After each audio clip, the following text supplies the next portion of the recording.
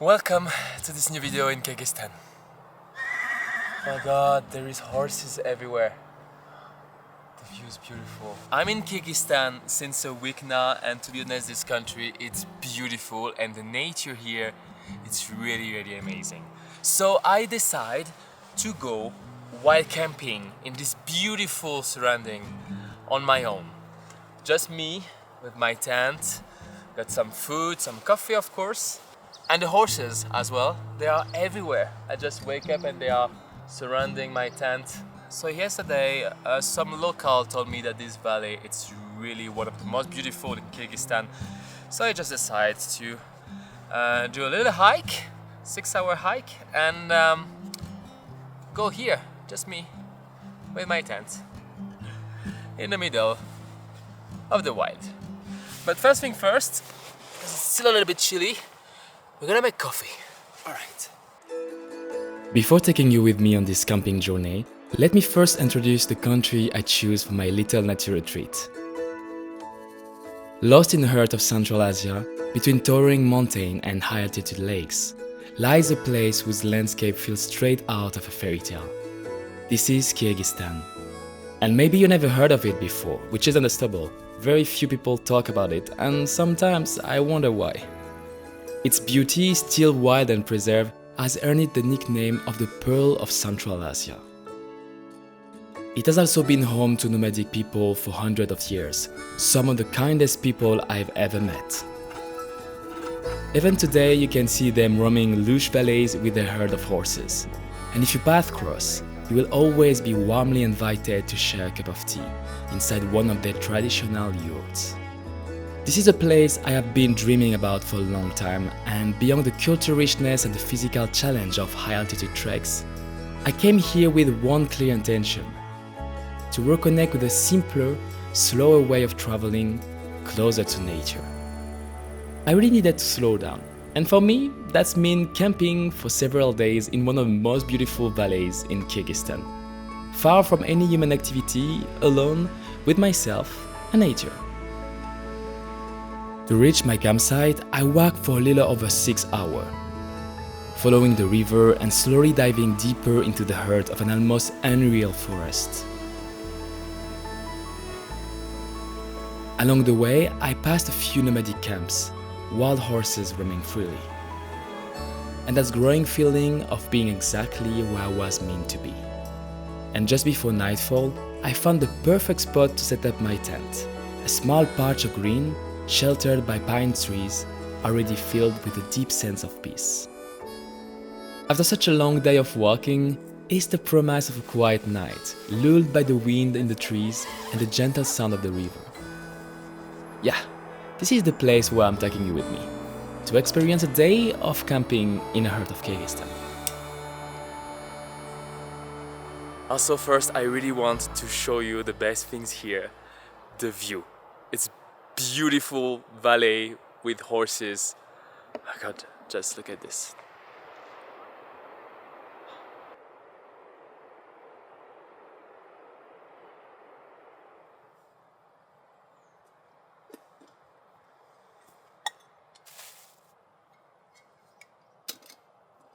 So I know it's not really Kyrgyz, but since I've been in Saudi Arabia, I fell in love with Arabic coffee. So I get to learn how to make it, and every morning here I make myself a Arabic coffee. I got all the spice I need from Uzbekistan. They have amazing big market with every kind of spice here in Uzbekistan, but in Kyrgyzstan as well, I saw it. So for this it's not really easy to find, but you need a medium roasted coffee grinded, so 500 milliliters of water. I just put 2 big spoons of it. And then you need to add the spice. So for this you need cardamom. I put usually 4. I think it's enough. It's a pretty strong flavors. You have to crush it for extract the little balls inside. My finger is pretty frozen right now, so it's kind of hard. You can also use clove. I only use 2 because those one are really strong. And 1 stick of cinnamon as well that you crush. After you let it boil just like 10 minutes, we'll do a little bit less because I have to save the gas because I don't have much. So let's say just 5 minutes. And when it's finished to boil, you can add the saffron. It's not the main ingredient, and I know it's pretty expensive, but I really like it. And I also have date.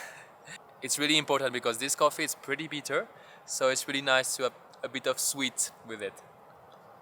And date is really good. It's one of my favorite fruits ever.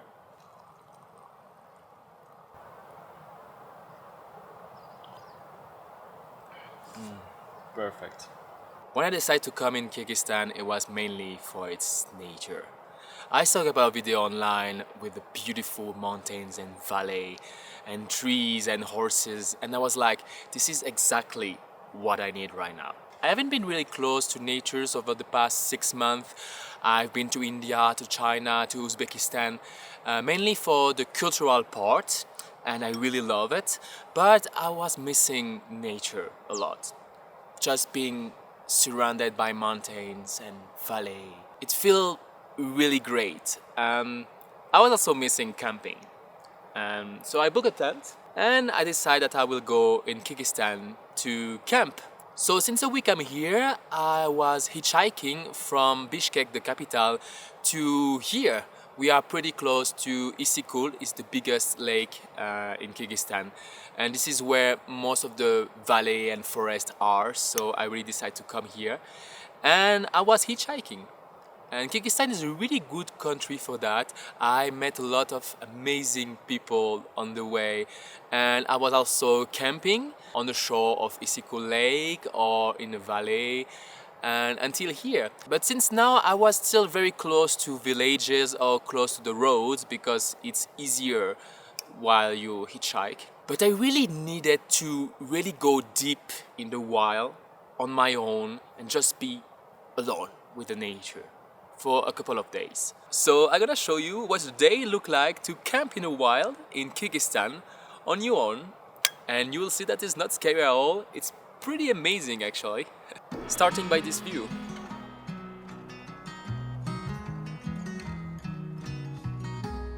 The most important things if you go to camp in the wild is you always set up your camp near a point of water. So here there is a river, beautiful river actually, because you will need water for drink, for cook, and also for wash yourself if you want. This you don't have to do it because you're alone in the wild, so it's up to you. But me, I really need a shower right now, so I'm gonna try. Even though I know this water, it's pretty freezing, so I'm gonna try my best. Alright, I think here is pretty good because the current is not that strong here. There's a little beach here, so let's try.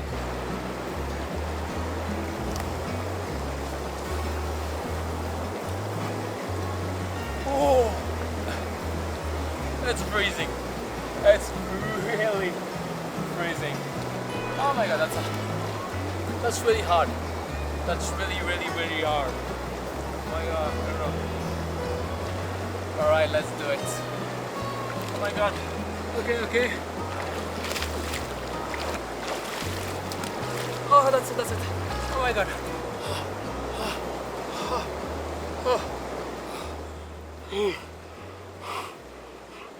That was the coldest water I even dipped myself in. Oh my god. But actually, it feels so good. It feels so fresh. Oh, it feels so good. Oh my god. And if you're wondering, no, I'm not using soap to wash myself in a river because I don't want to pollute the river. Even ecological soap is not really good, to be honest, so just wash yourself with the water, it's pretty enough.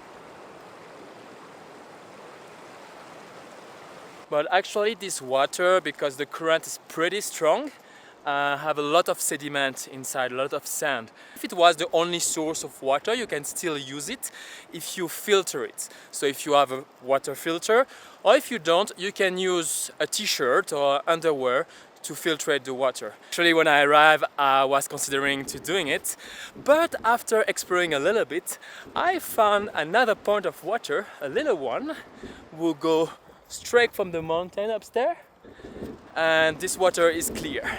So I'm gonna fill my bottle with it right now.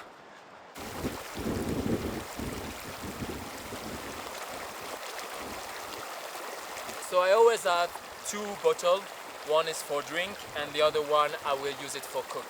Because the one for drink, we use purification pills. So I put it inside, I will show you after. So I can, after 1 hour, drink it. And this one I will boil it, so I don't need to purify it. If you don't have this purification pill, you can actually always boil the water and after you can drink it. But as I don't have so many gas in my gas can, yeah, it's better to use it so I can also save the gas. Crystal clear water, directly from the mountain. Actually, you can drink it like this, the local they doing it. But you never know because as a foreigner, I don't have the same immunity as the local here. And even if there is just a little chance that I get sick, I don't want to take the risk because otherwise it will affect all my travel in Kyrgyzstan. So this one I will boil it for cooking, and this one I will use a purification tablet.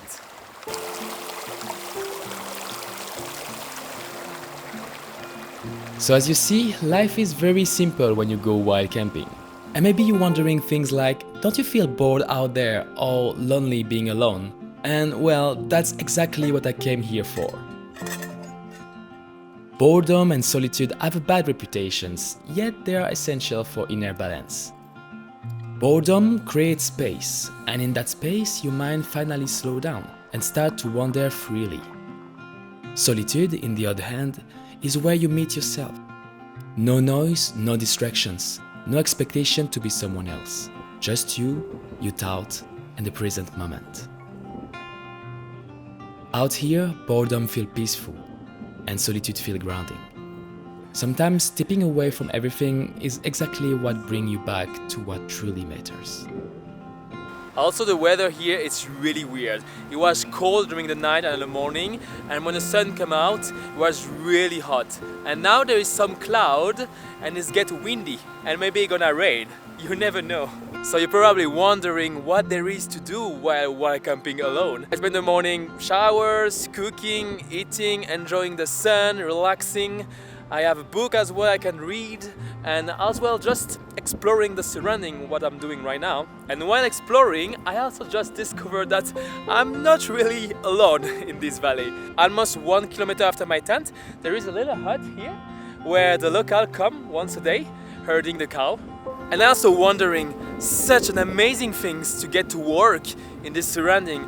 Every day you come with your cows, with your horses, and you work here. This is beautiful. I love it. I also kind of imagine myself living here.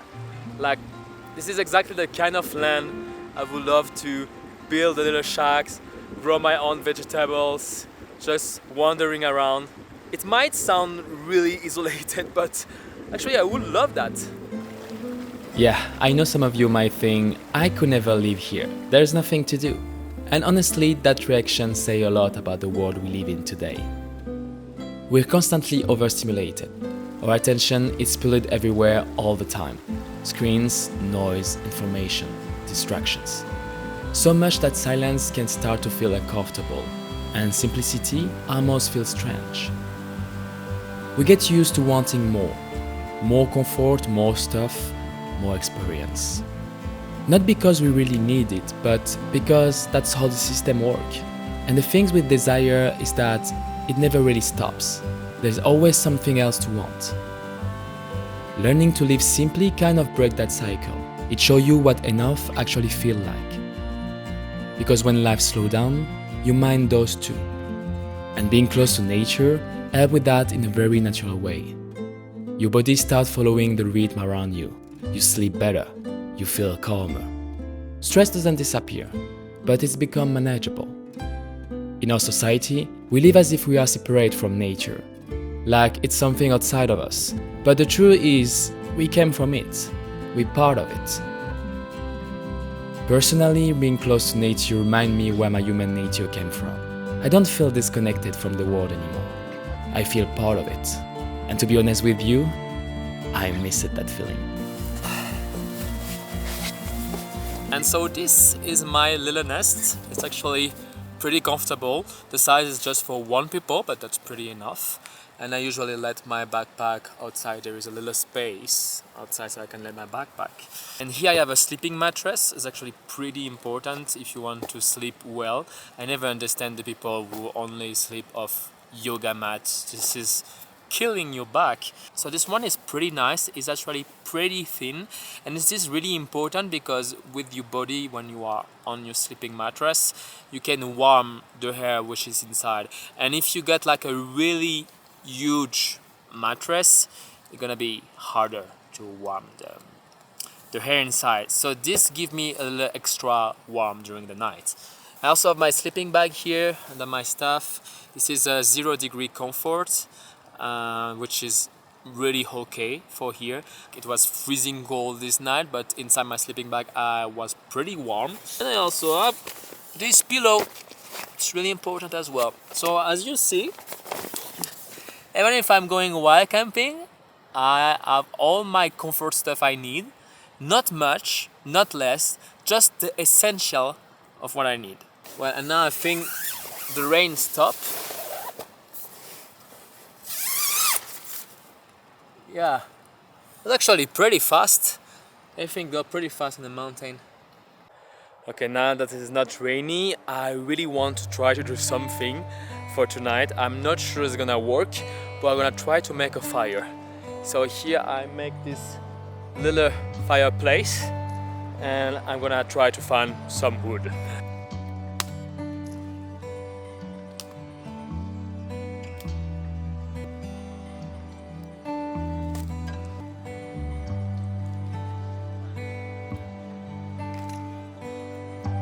I also want to say that I have no idea how to make a fire.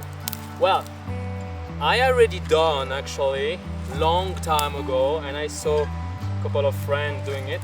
First, I know that I have to separate the big pieces with the small pieces. Small pieces will be used to light the fire. I found this, it's probably horsehair or donkey. Find it on the floor, so I'm gonna try. Maybe it's gonna burn because I have nothing to start the fire. I'll try with that. I'm not sure if it's gonna work because I heard the thunder, so maybe it's gonna rain soon. It's way too wet. Wow, start to rain a lot. My God. I'm gonna protect the wood. Later, I don't know. Let's keep this. Let's go inside the tent. Okay.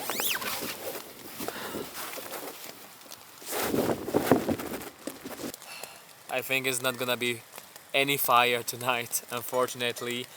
Maybe if it stops raining later, I'm gonna try again, but to be honest, I don't think it's gonna work because with the rain, it's gonna make everything wet and it's gonna be harder actually. And I think there is a pretty strong thunders coming, pretty strong rain right now. That's actually feel pretty peaceful. When you are in your tent, your little nest, it's raining outside and you know you are well protected. Just hear the sound of the rain on the tent.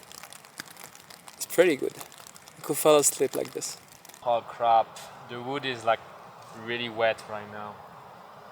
Really don't think so. Everything is, it's super wet. Even after the rain had soaked everything, I wasn't done with my fire. So I try again. Lighting a fire in the wild is something very powerful. It's a small thing, but it can be so useful for cooking, warmth, or even protection. And it also teaches you something essential: patience and resilience. And after a long time trying, it finally paid off. Alright, he's alive! He's alive! Oh my God, I can't believe I just made a fire. So nice. This is so satisfying. This is so satisfying. Well, maybe it will rain again, but at least I got the satisfaction that I made a fire. I get the final test pass. Well done.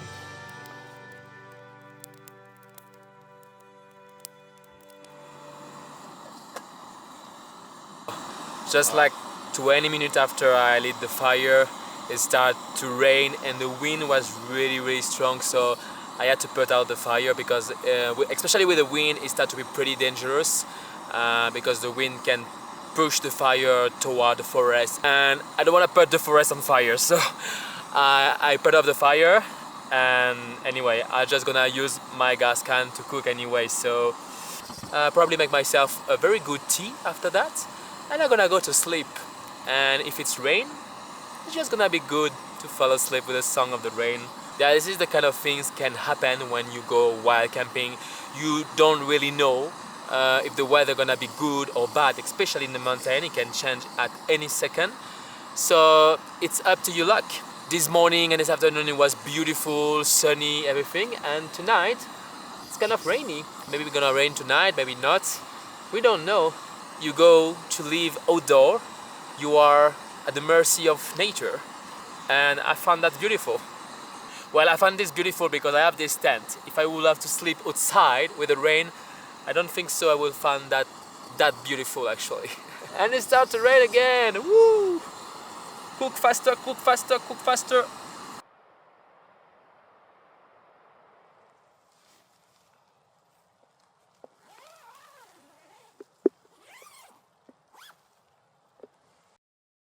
Good morning. I slept really good actually this night. It was not too cold, not too warm. It was just perfect. It wasn't rainy, so I just slept with the song of the river. Oh, it was really nice. And it's 7 a.m. now. I'm gonna get out of the bed. Honestly, I feel so comfortable sleeping in a tent. I know a lot of people won't understand that feeling. That might seem very uncomfortable for you, but I promise you this is so good. You are in your little cocoon here. The noise outside is so good. It drifts you to sleep really fast. I love it.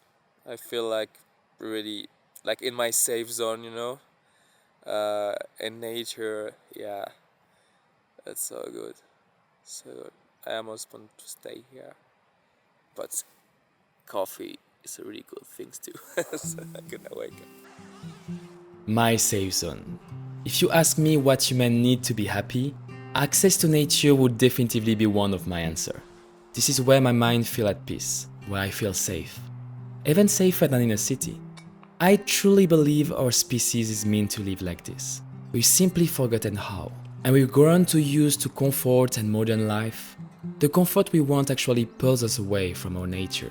Because out here, nature teaches us to embrace our wild inner humanity. That's what stepping out of my comfort zone has shown me.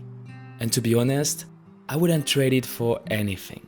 How could I live in a big city when the planet offers me everything I need? And wander like this. When I was a kid, we used to go camping every summer with my parents. And when I grew up, I get to do that more. My very first solo trip was in Norway, where I book a tent and I camp everywhere in the country. Also crossing all the country from south to north by hitchhiking, like I'm doing here in Kyrgyzstan. And I was really missing this experience. It was like already 4 years ago. So I really wanted to do it again. And Kyrgyzstan is such an amazing country for doing that. You have a lot of different type of nature here, green valley like this, but also huge steppe, mountain. And the good thing is that you can put your tent everywhere, as long as you're not too close from habitations or not in a city, of course. But the nature is really accessible, and this is the things I really love here. And that's why I really wanted to wild camping here in Kyrgyzstan. More time I spend in a city, more I feel disconnected from nature.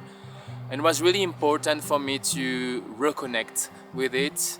I feel like I learn a lot from nature, I grow, and in a certain way I feel reconnected to the very essence of humanity. I feel like I'm a part of this planet. I'm not just a visitor on it. It's allowed me to rest as well. It's a very peaceful environment. This is our planet. It's beautiful. Don't spend your life without seeing it, because it's really worth it. And you don't have to sleep in a tent. That's alright. This is, I believe, maybe not for everyone. Or as I say, just a little walk or just a weekend by a lake or in a forest on a mountain. I promise you, you will feel so less stressed, so less anxious, and so much more happy. But it really worked for me. You see, I don't have connection since 2 days, and all of a sudden, all the stress, all the anxiety is gone. So this is also the end of this video. I'm gonna spend one more day on my own here, not filming, just totally disconnecting.